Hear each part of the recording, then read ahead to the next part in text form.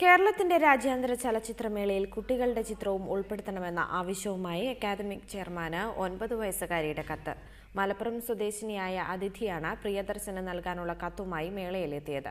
മേളയിൽ താടിയും മുടിയും നീട്ടിയെത്തുന്നവർ ബുദ്ധിജീവികളല്ലെന്ന വിലയിരുത്തലും ഈ കുഞ്ഞു ചലച്ചിത്ര പ്രേമിക്കുണ്ട്.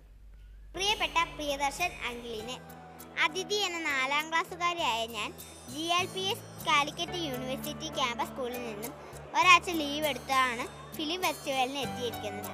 ചലച്ചിത്ര അക്കാദമി ചെയർമാന് നൽകാൻ ഈ കൊച്ചുമിടുക്കി തയ്യാറാക്കിയ കത്തിന്റെ പ്രധാന ഭാഗങ്ങളാണിത്.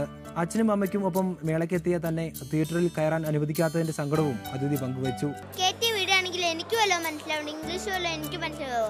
ഞാൻ 4ാം ക്ലാസ്സിൽ പഠിക്കുന്ന കുട്ടിയല്ലേ. പ്രിയപ്പെട്ട നടനെ കുറിച്ച് ചോദിച്ചപ്പോൾ അതിഥി പറഞ്ഞത് ഇങ്ങനെ: എനിക്ക് ഏറ്റവും ഇഷ്ടമുള്ള നടൻ മോഹൻലാലാണ്.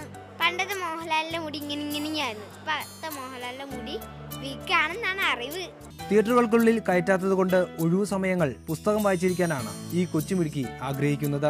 എന്നെ പോലെ കുട്ടികൾക്ക് കൂടി പങ്കെടുക്കാൻ പറ്റുന്ന രീതിയിൽ ഫിലിം ഫെസ്റ്റിവൽ പുനഃസംഘടിപ്പിക്കണമെന്നും കുട്ടികൾക്ക് വേണ്ടിയുള്ള കൂടുതൽ സിനിമകൾ ഉൾപ്പെടുത്തി അത് കുട്ടികൾക്ക് സൗജന്യമായി കാണാൻ പാസ് അനുവദിക്കണമെന്നും ഞാൻ അങ്ങയോട് വിനീതമായി അഭ്യർത്ഥിക്കുന്നു.